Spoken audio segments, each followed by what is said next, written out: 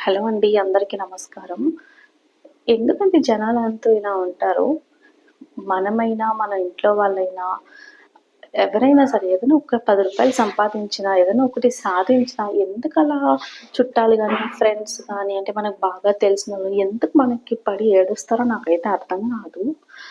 ఏం లేదు, మా ఇంట్లో 1 గ్రామ్ పెట్టి ఉంగరం చేపించుకున్నాం. బంగారం రేట్ చాలా పెరిగిపోయింది కదా ఇప్పుడు. సో, ఉన్నంతలోనే మనం మంచిది చేపించుకోవాలి కాబట్టి, ఉన్నంతలో మా హస్బెండ్ నాకు తెచ్చిచ్చారు. అయితే మా చుట్టాలొకామె, మేము 4 గ్రాములు పెట్టి చేపించుకున్నాము. మా ఉంగరాన్ని ఎవరు అలా పొగడలేదు. మీది గుల్ల చేయండి అంటే, అంటే అసలు వెయిటే లేదు అది. అందరూ పొగిడేత్తన్నారు, ఏం బాలేదని అని అంటున్నారు. చేపిచ్చుకున్నది 1 గ్రాము. సరే కష్టపడి చేపిచ్చుంటాడు కదా ఆ వ్యక్తి ఇష్టమైన వాళ్ళ కోసం. ఎందుకు అలాగ పడి ఏడుస్తున్నారు? అంటే అది చేపిచ్చేసుకున్నారని ఏడుస్తున్నారా 1 గ్రామ్ పెట్టి? ఆళ్ళకి 1 గ్రామ్ ఎందుకొచ్చేసిందని ఏడుస్తున్నారో నాకైతే అసలు అర్థం కాలేదు. జనాలంతా ఇలానే ఉంటారా? లేకపోతే మా ఇంట్లోనే ఇలా ఉంటారో నాకైతే అర్థం కావట్లేదండి. మీకెప్పుడైనా ఇలా జరిగిందా? అంటే మీ ఇంట్లో గానీ, మీ బంధువుల్లో గానీ, మీరు ఇల్లు కొన్నా, కారు కొన్నా జనరల్‌గా ఏడుస్తారు. అది మనందరికీ తెలిసిందే. కానీ అందరి ఫ్యామిలీలో అలా ఉండవు కదా! కొందరు ఫ్యామిలీస్ కలిసిమెలిసి మంచిగా ఉంటారు. మీ ఫ్యామిలీలో మీకెప్పుడైనా జరిగితే మీకు షేర్ చేసుకోవాలి అని అనిపిస్తే నాతో ఖచ్చితంగా షేర్ చేసుకోండి. మీ ఇంట్లో అమ్మాయిలాగానే. నేను కూడా మీ కూతురులానే అన్నీ వింటాను. అండ్ కామెంట్‌కి రిప్లై కూడా ఖచ్చితంగా ఇస్తాను. అలాగే నా వీడియోకి ఒక్క లైక్ చేసి సబ్స్క్రైబ్ చేయండి.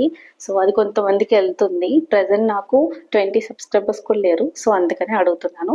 సబ్స్క్రైబ్ వద్దు, వీడియోస్ ఇంకా బాగుండి నచ్చితే చేసుకుంటానంటే ఓకే. పర్లేదు. లైక్ అయినా చేయండి. అంతే చాలు. అండ్ ఈరోజు వచ్చేసి పప్పుల్స్ చేశాను. అసలు పప్పు టమాటోని స్టార్ట్ చేశాను నేను. అది చివరికైతే పప్పు పులుసయితే అయ్యింది.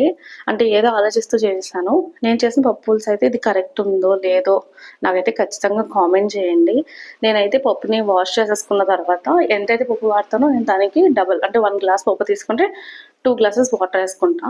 అందులో పసుపు, కారం, చింతపండు, మిర్చి వేసుకొని విజిల్ పెట్టేసుకుంటాను. మెత్తగా అయిపోయిన తర్వాత పప్పు గుత్తితో మెదిపేసుకుంటాను మంచిగా. మెదిపేసుకొని వాటర్ ఎంతకాలో అంత వేసుకుంటాను. అనుకోకుండా కొంచెం ఎక్కువ వేసాను. అది పప్పు పులుసు అయితే అయిపోయింది. ఏదైనా సేమ్ ప్రొసీజర్ కదా అని అది దాంతో కంటిన్యూ అయిపోయాయి ఈరోజు. అండ్ లాస్ట్‌లో సింపుల్ తాలింపు ఖచ్చితంగా వెల్లుల్లిపాయలు ఏస్తాను.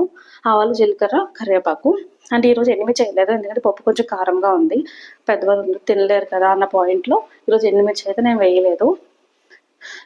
నేను చేసిన ప్రొసీజర్‌లో ఏదైనా తప్పుంటే చెప్పండి. ఖచ్చితంగా కరెక్ట్ చేసుకుంటాను.